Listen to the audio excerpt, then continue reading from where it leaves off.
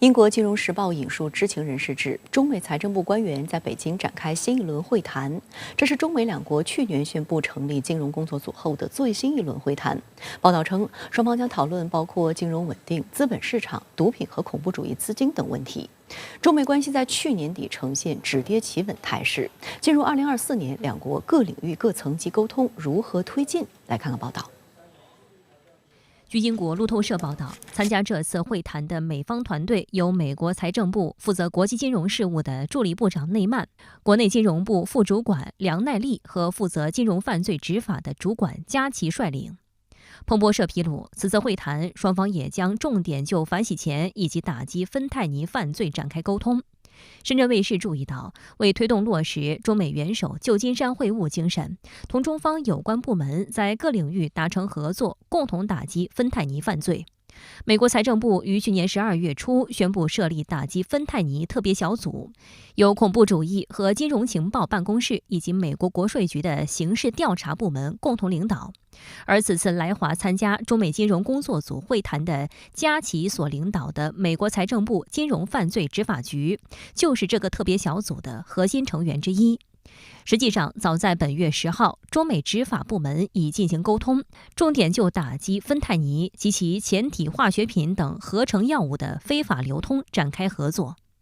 一段时间以来，中美在金融、经贸领域沟通频密，相关工作务实推进。中美金融工作组正是为落实中美两国元首巴厘岛会晤重要共识，根据国务院副总理、中美经贸中方牵头人何立峰与美国财政部长耶伦达成的共识，中美双方商定成立的工作组。去年7月，耶伦访问北京，2个月后，中美两国宣布成立中美经济及金融工作组，目的是就实质性的经济和金融政策问题进行持续性的接触与沟通。此后，工作组沟通稳步推进。去年10月，工作组召开了第一次线上会议。11月9号至10号，何立峰与耶伦在旧金山举行了会谈。在此期间，中美经济与金融工作组召开了第2次会议。此次是中美金融工作组首次在中国进行面对面沟通。外界注意到，相关会谈举行期间，何立峰18号在北京会见了美国前财长、华平集团主席盖特纳，双方就中美关系、中国经济、资本市场等议题交换看法。何立峰介绍了中国经济基本情况，欢迎华平集团共同参与中国资本市场建设，共享发展机遇。盖特纳也承诺将继续深耕中国市场。在刚刚于瑞士举行的世界经济论坛年会上，美国国务卿布林肯暗示，今年中美两国领导人将有更加频繁的接触。此番表态受到外界高度关注。There's no substitute for leader-to-leader engagement, especially.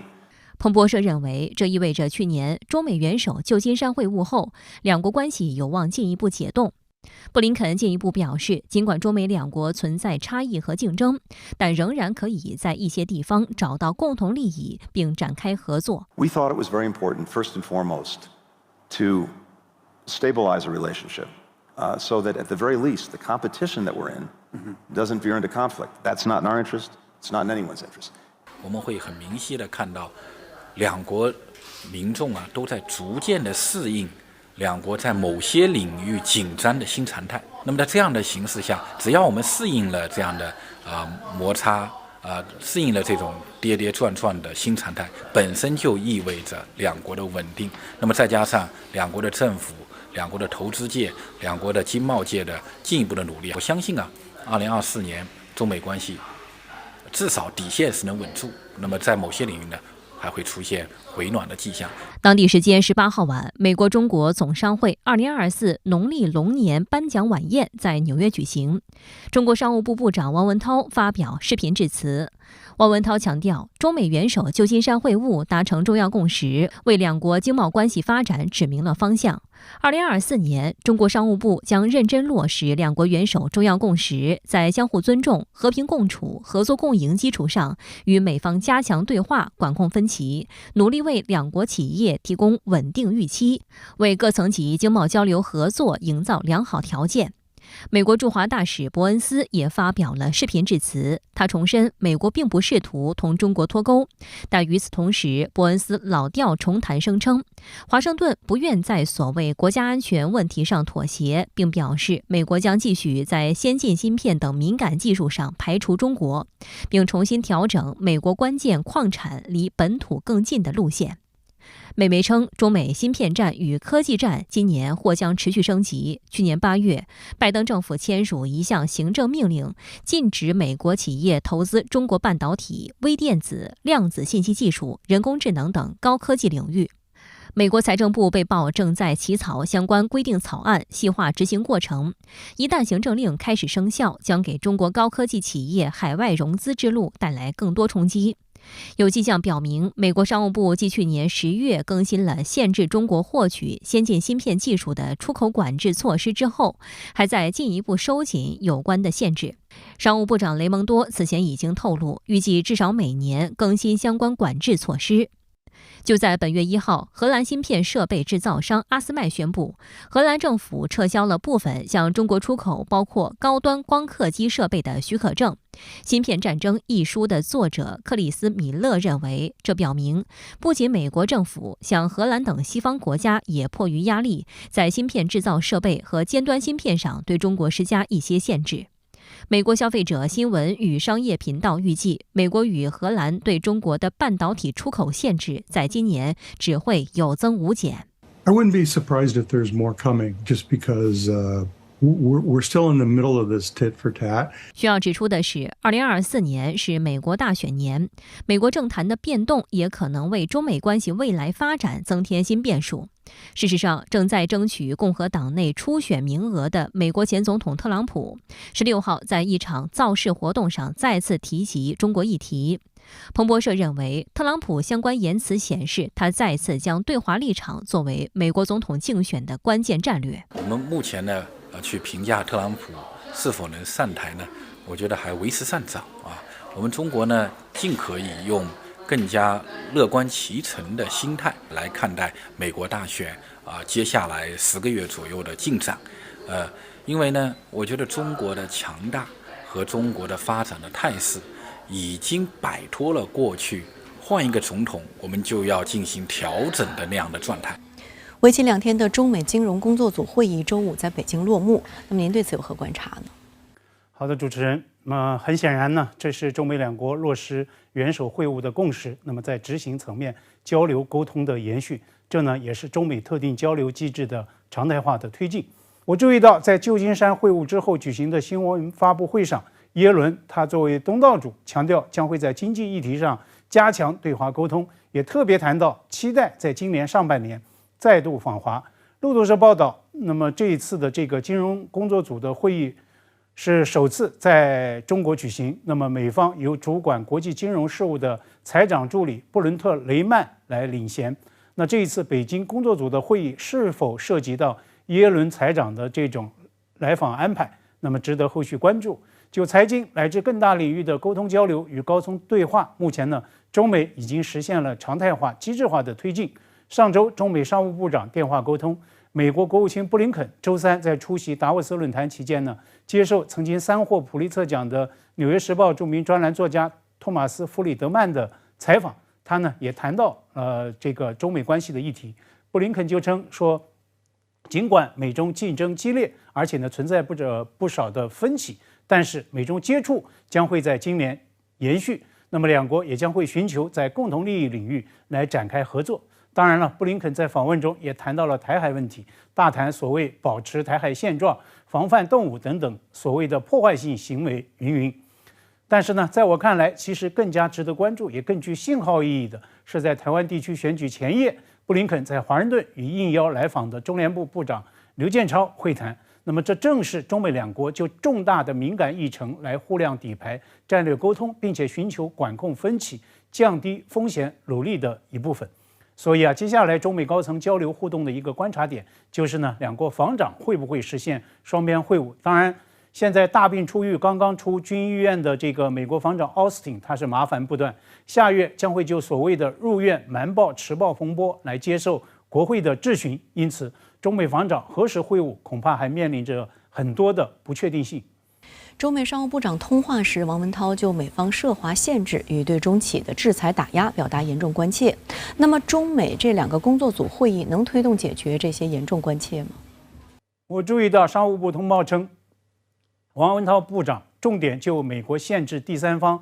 对华出口光刻机、成熟制程芯片的供应链调查、制裁打压中国企业等等，表达了严重的关切。可以预料，中方这些个严重关切一定会成为工作组会议上中方的优先议程，也势必会成为2国代表持续对话博弈的焦点。但是呢，也要预期到未来中美就此展开的博弈将会是长期化的，不排除在一些个特定时点会进一步的激化。必须要指出，美方全力推进对华大国竞争，重点场域之一就是在芯片、在人工智能等等高新技术产业方向。美国商务部长雷蒙多去年底首次参加里根安全论坛，他公开吐槽商务部下属的产业安全局，它的年度预算仅仅只有3亿美元，与战机军舰的这些个庞大投入相比，可谓是九牛一毛，完全不适应美国高新技术竞争、安全化、武器化之需。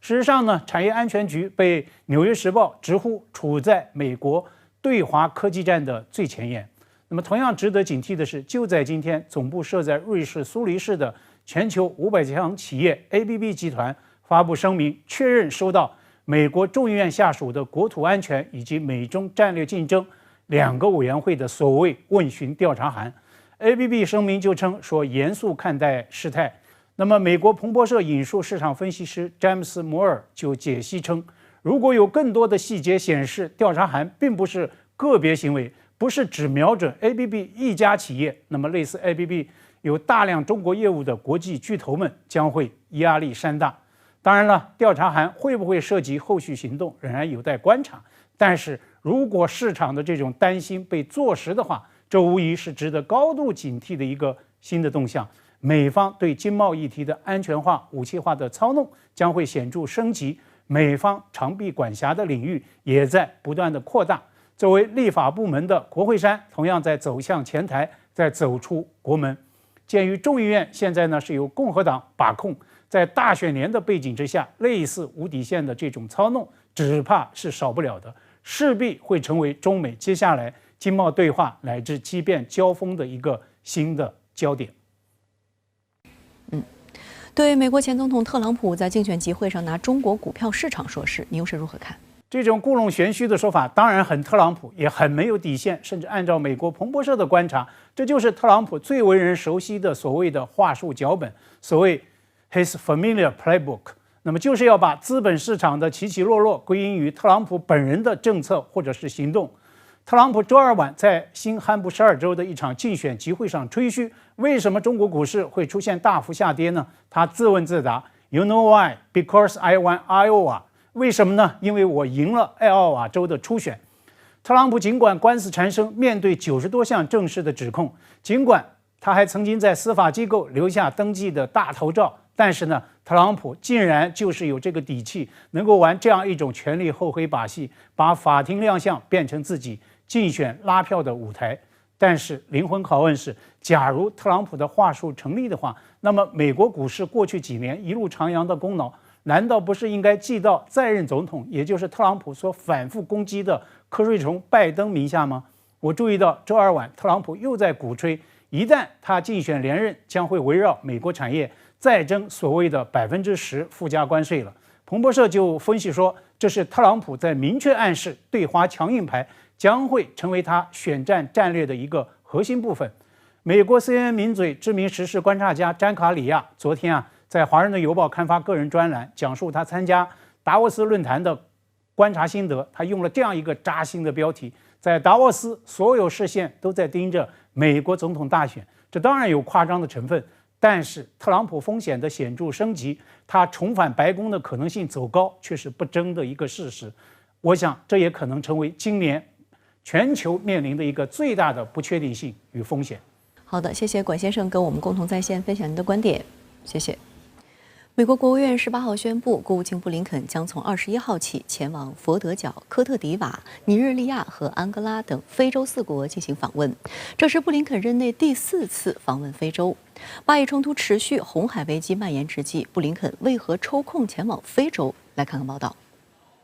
据美国国务院官网介绍，布林肯为期6天的访问将凸显美国自美非峰会以来在加速美非伙伴关系，包括在气候、粮食和卫生安全等领域的合作。此外，美非未来经济伙伴关系、美在非基础设施投资以及如何促进双向贸易，也是布林肯此行的重点。We have challenges on the continent of Africa, but as I said in my opening remarks, we also have a lot of opportunities. 深圳卫视注意到，布林肯此前已经在2021年到2023年间3度访问非洲，目的各有所不同。首次是在2021年11月，当时由于此前的特朗普政府的美国优先原则，美国在非洲的影响力和声誉受到损害，非洲国家对美国的信任和期望降至谷底。布林肯到访非洲，主要是通过强调美国对非洲事务的参与，向外界昭告美国回来了。非洲它它是在国际事务中的一个大票仓。再一个呢，这些年来啊，那美国对非洲它是有个就是赤字的，也就是说它长期忽略非洲嘛。那么现在在这个全球的这种政治经济的秩序啊重塑的这样一个动荡的一个时期啊，那美国肯定要加重对非洲的关注和投入。针对布林肯第4次访问非洲的目的，美国国务院负责非洲事务的助理国务卿莫利菲18号在电话简报会上仅表示，非洲本身很重要，对美国的利益也很重要。但美国普遍认为，布林肯在巴以冲突持续、红海危机蔓延之际抽空前往非洲，对抗中俄在非洲大陆的影响力意味浓厚。4个月前，美国防长奥斯汀曾在非洲非常直白地强调，需要遏制中国在非洲的相关活动，以及俄罗斯在该大陆上的误导信息。尤其是现在这个美国啊，他对非洲的很多的一些个实际的举措呢是口惠，所以他现在呢就是整个美国呢对非洲的一些个具体的合作的一些项目啊，那么都进展得非常缓慢。美国外交政策文章指出，拜登政府坚称不关注地缘政治竞争，但在对非新战略文件中充满了针对俄罗斯和中国的内容。彭博社在题为“美国主导的孤立俄罗斯和中国的努力正在失败”的文章中指出，拜登政府的对非新战略延续了特朗普时期在非洲处理大国关系的新冷战思维。竞争对抗成主基调，遏制打压中非关系成为主要目的。然而，美方零和博弈的思维必然给中美关系、中非关系以及美非关系带来冲击，因为美国对非战略难有实质性改变，美非关系也难有新突破。赞比亚社会党主席弗雷德曼贝就曾质疑美国新冷战思维给非洲和世界带来的种种冲击。A country that has toppled so many governments in Africa, that has led so many coups in Africa and other parts of the world, you cannot claim to be a champion of democracy. 值得注意的是，在布林肯开启访非行程之前，1月13号至18号，中共中央政治局委员、外交部长王毅应邀访问埃及、突尼斯、多哥、科特迪瓦，这是中国外长连续34年新年首访非洲。外交部发言人毛宁在19号的例行记者会上介绍，访问期间，王毅同非方就双边关系和共同关心的重大国际和地区问题深入交换意见，达成广泛共识，进一步巩固了政治互信，推动了各领域交往合作。双方将共同倡导建设平等有序的世界多极化，推进普惠包容的经济全球化，以现代化道路上携手共进的中非实践，唱响全球南方团结协作的主旋律。外界注意到，科特迪瓦是王毅新年非洲之行的收官之战。就在几天前，深圳卫视特派记者抵达科特迪瓦，见证第34届非洲国家杯足球比赛再次举办。此次非洲杯的比赛场地在阿比让奥林匹克体育场，这座由中国企业建造、使用最先进技术的体育场，拥有6万个座位，是西部非洲规模最大、设备最齐全的体育场。加纳足协秘书长、加纳前国脚安东尼·巴福向深圳卫视记者表示，自己和中国缘分不浅，在职业生涯晚期，他曾在香港踢球。巴福认为，中国为非洲基础设施建设、足球事业发展做出不少贡献。Not only football, also infrastructure. And this is where they are really doing a great job. No, but you know that a lot of roads have been constructed. So, yeah, that's a very good collaboration. 深圳卫视记者还在现场注意到，本次非洲杯官方赞助商 Techno 是总部位于中国深圳的科技公司传音旗下的科技品牌。该公司自成立以来就扎根非洲，并通过智能机加功能机的产品组合划分市场，稳居非洲市场占有率第一，被誉为非洲手机之王。传音控股联合创始人、董事阿里夫接受采访时直言，中国的技术和供应链转移正在为非洲大陆带来前所未有的发展机会。Bring the technology, the supply chain from China to Africa, and to fulfill the needs of the African consumers. Also, we have started working with ECA to promote the technical knowledge, especially for the women. That transition is working a lot, especially in the African continent, to create more development. At the same time, to establish this bridge between China, the Belt and Road, and this continent. 中美金融工作组在北京举行第3次会议。实际上，3个月来，中美双方这一机制基本保持每月举行1次会议的节奏，显示两国在货币和金融稳定等重点领域有较大的合作面。外界还注意到，国务院副总理、中美经贸中方牵头人何立峰19号会见了中美金融工作组美方代表团，对美方表达了中方的善意，并强调了中方的立场。开年以来，中美高层互动势头持续，也备受外界关注。据中国人民银行发布的消息，本月18至19号，中美金融工作组在北京举行第3次会议。此次中美金融工作组会议由中国人民银行副行长宣昌能和美国财政部助理财长奈曼共同主持。中国财政部、国家金融监督管理总局、中国证监会、国家外汇管理局以及美联储、美国证券交易委员会等相关部门参会。中国人民银行行长潘功胜出席会议并致辞。中美金融工作组是为落实两国元首巴厘岛会晤重要共识，在中美经贸双方牵头人指导下建立的两国金融交流机制。这是中美金融工作组自去年9月成立以来的第3次会议，是2024年的第1次会议，也是第1次在中国举行。根据中方新闻稿，双方就两国货币和金融稳定、金融监管、金融市场、跨境支付和数据、可持续金融、反洗钱和反恐怖融资、全球金融治理等议题，以及其他双方重点关切的问题，进行了专业、务实、坦诚和建设性的沟通。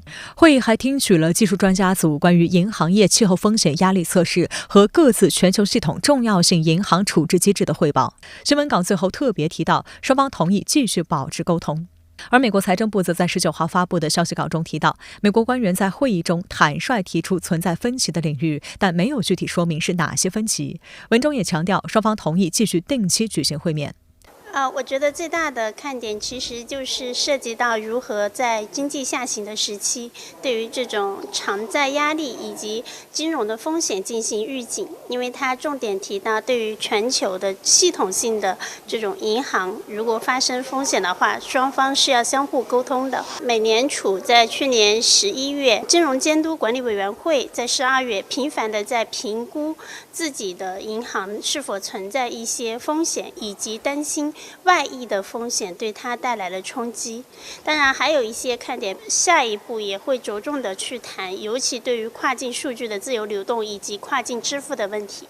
外界注意到，国务院副总理、中美经贸中方牵头人何立峰19号在京会见了中美金融工作组美方代表团。他表示，中方愿同美方一道，落实好两国元首旧金山会晤重要共识，推动两国关系朝着健康、稳定、可持续方向发展。双方应继续用好金融工作组机制，不断积累成果，巩固发展金融领域合作势头。美方代表团向何立峰表示，财政部长耶伦对工作组取得进展表示欢迎，并讨论了继续深化双方沟通与合作的重要性。他们还表示，耶伦期待在适当时候再次访问中国。去年7月8号，耶伦担任美财长后首次访华时，曾与何立峰在北京钓鱼台国宾馆举行会谈。那也是何立峰就任国务院副总理之后，首次以中美经贸中方牵头人的身份亮相。去年11月的中美元首会晤前，耶伦与何立峰也曾提前在旧金山进行为期2天的会面沟通，这也被外界视为双方为改善关系并保持对话渠道畅通所做的努力。耶伦去年7月访华后，中美在2个月后成立中美金融和经济工作组，就实质性经济和金融政策问题进行持续接触与沟通。这2个工作组分别直接向何立峰和耶伦汇报，于去年10月底举行了首次会议。观察认为，金融工作磋商也是中美高层交流最为频繁的领域之一，显示双方都有迫切的合作需求。其实，在拜登上台之初，我们就对他整个的经济团队进行了梳理。客观来说，耶伦是他里面对中国相对友好也相对中立的成员。然后呢，在前期的一些议题，包括说削减关税呀，然后跟中国去洽谈一些具体的事宜，耶伦也是表现得最为积极的。所以耶伦希望在他在任期间，把中美关系或者说中美经贸合作控制在一个可控的范围。实际上，这已经不是耶伦第一次表示希望再次访华。去年12月14号，耶伦在华盛顿参加美中贸易全国委员会成立50周年庆典活动时便提到，自己2024年管理对华关系的首要任务就包括计划第2次访问中国。他当天在晚宴致辞中强调，美国不想与中国脱钩，正在努力建立持久的沟通渠道，以便出现问题时及时处理。We seek not to resolve all our disagreements nor avoid all shocks, because this is in no way realistic. But we aim to make our communication resilient so that when we disagree, when shocks occur, we prevent misunderstanding from leading to escalation and causing harm. 深圳卫视注意到，开年以来中美高层保持频繁互动的态势。18号上午，中美2国农业部长在华盛顿共同主持召开中美农业联委会第7次会议，重启中美农业合作机制。双方围绕气候智慧型农业、粮食安全、民间交流、贸易便利化等坦诚深入交换了意见。农业农村部部长唐仁健表示，在中美建交45周年之际，2国农业部门落实习近平主席与拜登总统旧金山共识，在华盛顿重启中断9年的联委会会议，这是中美农业关系史上具有里程碑意义的大事。其实中美在贸易纠纷就是折腾了这么久，对于美国的农产品，尤其是相关的这个背后的利益集团冲击是非常大的。所以这个里程碑实际上我觉得更像他们松了一口气，就是美国的农产品还是可以继续大量的卖到中国，因为中国是它重要的一个出口市场。与中方更重视中美关系的合作面不同，美方在与中方互动的同时，也继续大谈中美竞合关系的竞争面。当地时间18号晚，美国中国总商会在纽约举办年度聚会。美国驻华大使伯恩斯在发自北京的视频讲话中，首先肯定中美元首旧金山会晤以来2国关系明显稳定下来，但他话锋一转，说2国之间永远存在竞争关系。伯恩斯还继续泛化国安概念，宣称美国不会在国家安全问题上妥协，但作为找补，他也强调不会与中国脱钩。深圳卫视注意到，美国驻华大使伯恩斯此番讲话是对16号美国国家安全顾问沙利文在瑞士达沃斯论坛上发言的引述。沙利文无视达沃斯论坛以经济为主轴的传统，在其长篇大论的讲话中几乎全程不离竞争2字，消极意图十分明显。他还宣称要投资盟友，被认为是拉拢欧洲。Today, we're in the early years of a new era. Major powers are vastly more interdependent than at any time during the Cold War. But we're also in stiff competition about the type of world we want to build. We're investing in the sources of our own national strength and those of our allies and partners. And we're competing vigorously to shape the future of the international system. Strategic competition in an age of interdependence. 回到一个核心的问题，他还是希望跟中国在关键领域保持竞争，然后同时又有一个共存的一个目的。说白了，我跟你进行农产品、一般贸易品的贸易，对我来说是划算的。但是呢，在高科技领域，虽然我卖给你东西，我也可以赚到不少钱，但是我担心你买了我的东西用在了我担心的领域，所以我宁愿舍弃这一部分利益，不再跟你做生意了。所以他们是一个非常清晰的目标。但在同一场合，美国前助理国防部长、哈佛肯尼迪政府学院创始院长艾利森就中美竞争表达忧虑。他19号在达沃斯论坛年会的一场讨论中表示，中美元首旧金山会晤表明，显然中美关系存在分歧，但习近平主席和拜登总统不会让误解恶化至大家都不愿看到的地步。两国元首都很清楚，世界上最重要的2个国家将成为竞争对手，但仍有必要为彼此找到合作方式。As she said it in the conversation, if you have an issue, just pick up the phone. Well, that's pretty remarkable. That's what adults should do about particular issues. So I'm positive about 2024. 相关话题来连线特约评论员张思南。张先生您好。中美金融工作组在北京举行第3次会议，那么对于这次会议，您觉得都有哪些看点？主持人好，新闻要对比着看，通稿也要对比着看。与2023年10月25日的中美金融工作组首次会议相比，2024年1月18日的第3次会议，中方增加了更多的与会机构，财政部和国家外汇管理局。会议增加了新的讨论议题，跨境支付和数据。同时，第3次会议还听取了技术专家组关于银行业气候压力测试和各自全球系统重要性银行处置机制的汇报。这是一个非常细致的议题，在之前的通报中是没有的。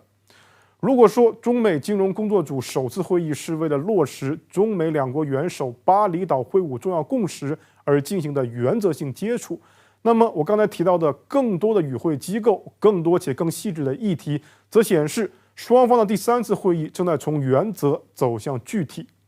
此外，和首次会议通稿一样，第3次会议通稿的最后一句话也是双方同意继续保持沟通。我们可以期待当前中美在金融领域的合作趋势有望延续下去。事实上，不只是金融领域，就在中美金融工作组在北京举行第3次会议的同时，中美农业联委会也在华盛顿召开了第7次会议。而在这种积极的氛围下，我相信很多人都会好奇一个问题，那就是中美关系正在变好吗？美方正在向中方释放某种善意吗？客观地说，当前2国在多领域的积极合作趋势，与其说是中美关系正在变好，不如说是美国的对华政策正在趋于务实；与其说是美方正在向中方释放某种善意，不如说是美国已经意识到此前寻求毕其功于一役的极限施压策略没有意义，并转向更具弹性的持久战策略。那您刚才也提到了2024年开局中美机制性磋商的势头持续，美方也多次强调竞争。那么对于今年中美2国关系的走势，您有何研判呢？美国驻华大使伯恩斯则说的最为直白，中美2国之间永远存在竞争关系，华盛顿不愿意在国家安全问题上妥协，并强调将先进芯片等敏感技术拒之于中国国门之外，对美国来说非常有意义。然后伯恩斯话锋一转，表示美国没有试图与世界第2大经济体以及美国最大的贸易伙伴和农产品出口市场之一脱钩。所以美国有任何变化吗？还记得2023年4月耶伦说的话吗？出于国家安全关切，美国要在经济利益上做出取舍。以及2023年8月9日拜登签署行政法令，正式限制美国公司对中国先进半导体、量子计算、人工智能等关键产业进行投资。对了，还有芯片封锁。据美媒 CNBC 当地时间1月18日报道，美国可能在新的一年里与荷兰联手，进一步加大对中国的半导体出口限制，加码遏制中国芯片技术的发展。如果说美国的对华政策有任何变化，那就是一改小布什政府时期的傲慢和特朗普执政时期的急躁，更多回归奥巴马时期的宏大战略，寻求一种介于对抗与合作之间的路径。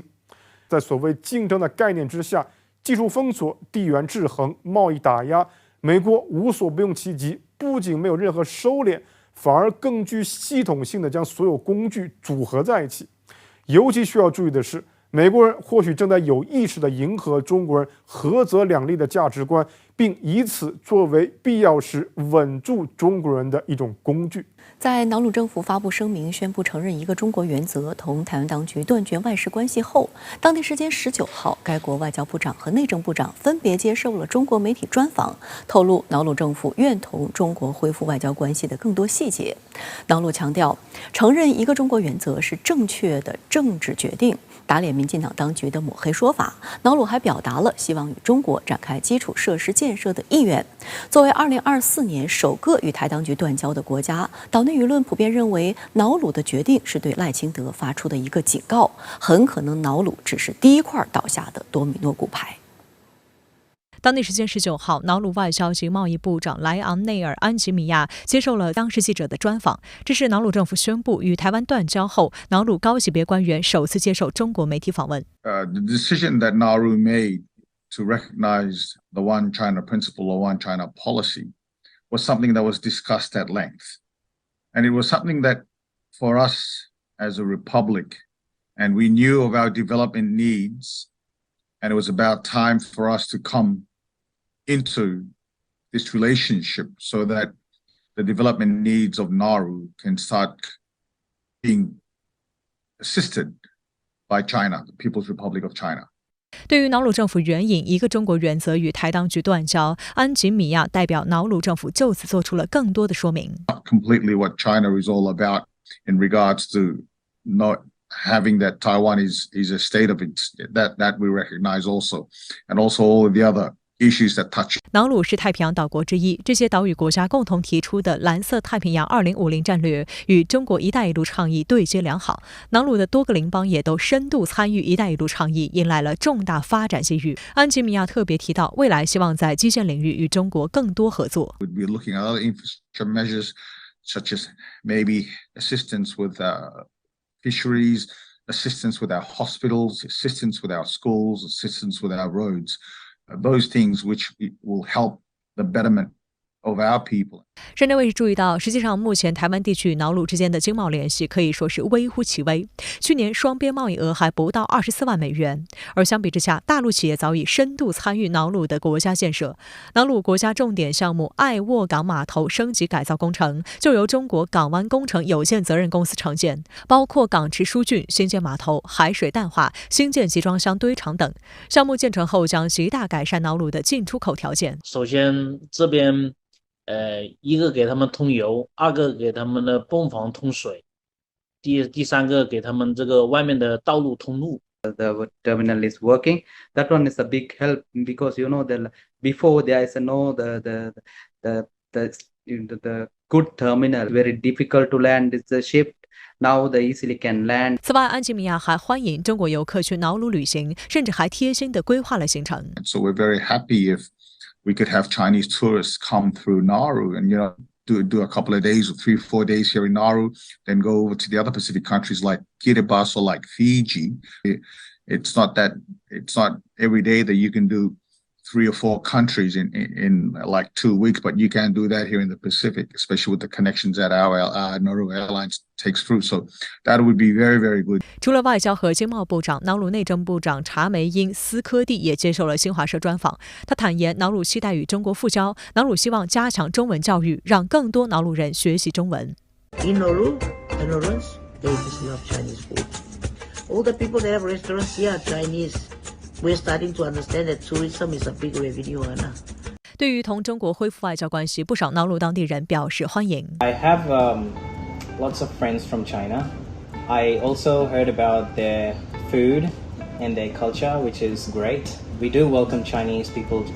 瑙鲁共和国是全世界面积最小的岛屿国家，也是面积第3小的国家，人口仅1.1万。瑙鲁在2战后一度由澳大利亚控制，因此其主要贸易对象是澳大利亚。但近年来中瑙贸易快速上升，目前中国已经成为瑙鲁的第2大贸易伙伴。历史上，瑙鲁的主要大宗商品是磷矿，主要由鸟类排泄物经年累月堆积而成，质优价廉，但在上世纪80年代枯竭，也给该国带来经济转型的难题。但由于瑙鲁地理位置偏远，不属于任何全球性贸易圈，发展困难重重。但近年来，中国“一带一路”倡议给太平洋岛国提供了和发展新思路。对于民进党当局将瑙鲁宣布愿同中国大陆复交抹黑为为了金钱的说法，外交部发言人毛宁表示，世界上有些东西是金钱买不来的，一个中国原则是一条不可交易的基本准则。